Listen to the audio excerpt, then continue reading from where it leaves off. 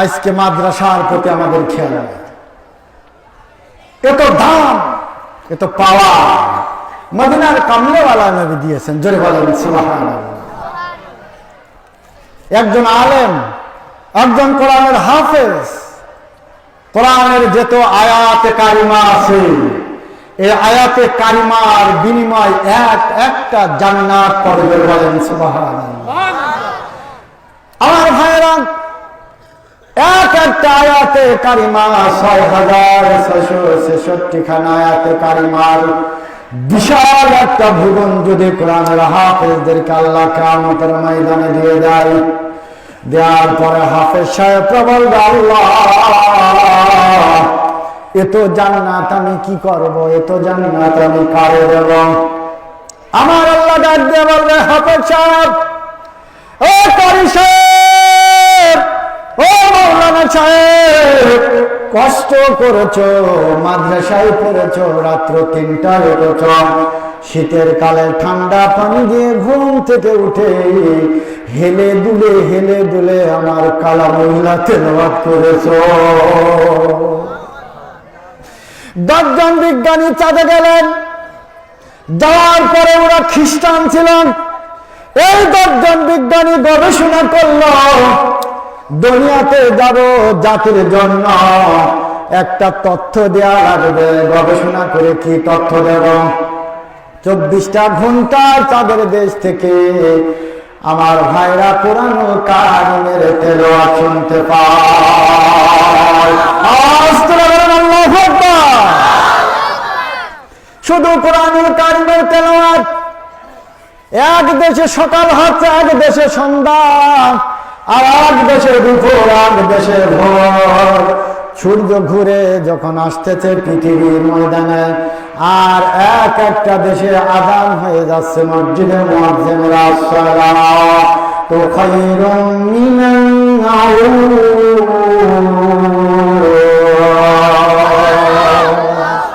আল্লাহ রাব্বুল আলামিনের দরবারে তারা আযান প্রকাশ করে দেখছেন, এই আযান আরশে আজিমে ভেদ করে চলে যাচ্ছে আরশ মহল্লায়, ধরে বলেন আল্লাহু আকবার। কোরআনুল কারিমের হাফেজ সাহেবরা মাদ্রাসায় তেলাওয়াত করে, আর এই তেলাওয়াত গুলো আরশে আজিম পর্যন্ত পৌঁছে যায়। ইমাম সাহেবরা নামাজে তেলাওয়াত করে, এইগুলো আরশে আজিম পর্যন্ত পৌঁছে যায়। বিজ্ঞানীরা ঢোল ডগরের বাজনা পায় না, গান বাজনার বাজনা পায় না, দুনিয়ার নাট্যমঞ্চের বাজনা পায় না, অশ্লীলতার বাজনা পায় না, দেখায়া পাড়ার বাজনা পায় না। মুসলমান শুধু আল্লাহর কোরআনের তেলাওয়াত, জোরে বলেন সুবহানাল্লাহ। কোরআনের দাম আছে, জোরে বলেন আছে। তাহলে ফিরে আসেন, তওবা করেন, ভালোবাসা দেন কোরআনের পথে। এত চিরম্লান চিরমুক্তির দান, এ যে মহাবাণী খোদার কালাম, ঠিক না? ঠিক। আরে এই দুনিয়ার সেই দুনিয়ায় মুক্তি পাবে তুমি দোজাহানে। কোরআন যাদের ঘরে আছে, ধরে বলেন সুবহানাল্লাহ। আমার ভাইরা, বড় কষ্ট লাগে, আজকে মাদ্রাসা বন্ধ করে দেওয়া হয়, মাদ্রাসার অনুদান নাই, যাত্রার গান দিলে মানুষের টাকার অভাব নাই। ভাবি বলেন, চাচি বলেন, দাদি বলেন, আমার চেয়ারটা আগের একটা 500 টাকার নোট থাইল আছে না? না। আব্দুমার বাগদুম ঘোরার দিন নাচা গাওয়া দেখলেন, চোখের গুনাহ করে নিয়ে বাড়ি গেলেন। কিয়ামতের ময়দানে ওই গুনার জবাব দিতে গেলে তোমার জিভে 80 হাত লম্বা হয়ে যাবে। ভাইরা আমার, বন্ধুরা আমার, কোরআনের কাছে আসবেন, দুঃখটা চোখের পানি ফেলবেন। আল্লাহ রাব্বুল আলামিন বললেন, ইল্লা মান তাবা আমানা ওয়া আমিলা সালিহা ফাউলাইকা ইউবাদদিলুল্লাহু সাইয়্যাতিহিম হাসানা ওয়া কানা আল্লাহু গফুরান রহিম।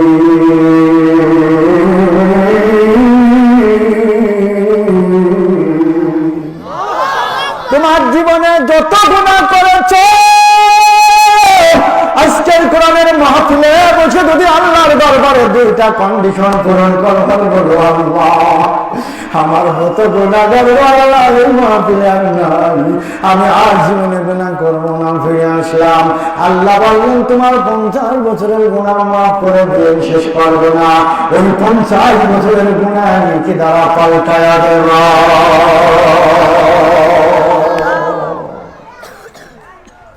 কোরআন কত মধুর বাণী। বান্দা যখন কোরআনের কাছে ফিরে আসে, বান্দা যখন আল্লাহর কাছে তওবা করে, আল্লাহর বড় মায়া লাগে, আল্লাহর বড় ভালো লাগে। কারণ যখন আল্লাহর পয়গম্বর মুসা আলাইহিস সালামের নামে অপবাদ দিলেন নারী ঘটিত, আর আল্লাহ এই অপবাদ সহ্য করতে পারলেন না, আল্লাহ জমিনকে বললেন কারণকে খেয়ে ফেলো। যখন জমিনের মধ্যে কারণের হাঁটু পন্ত জেগে গেল, মাটিতে খেয়ে ফেললো। এরপরে যখন কোমর পন্ত খেয়ে ফেললো, আমার আল্লাহ দেখে তুই কি আমার কাছে তওবা করতে পারিস না, তুই কি ফিরে আসতে পারিস না, তোর হিদায়াত কি নাই? যদি একবার ফিরে আসিস আমি আল্লাহ তোর মাফ করে দেব। আল্লাহ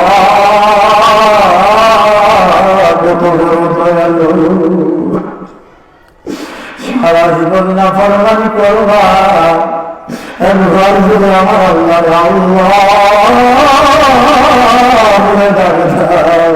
আমার আল্লাহ তোমার সব অন্যায় ভুলে যাও।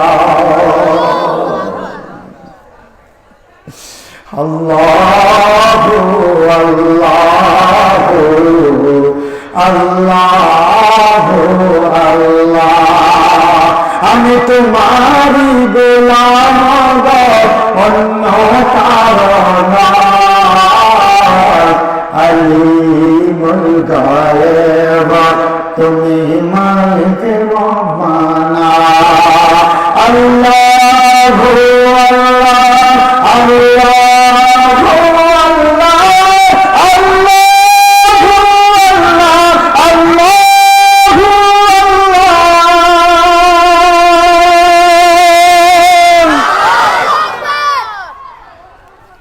আওয়াজ হাসছে না।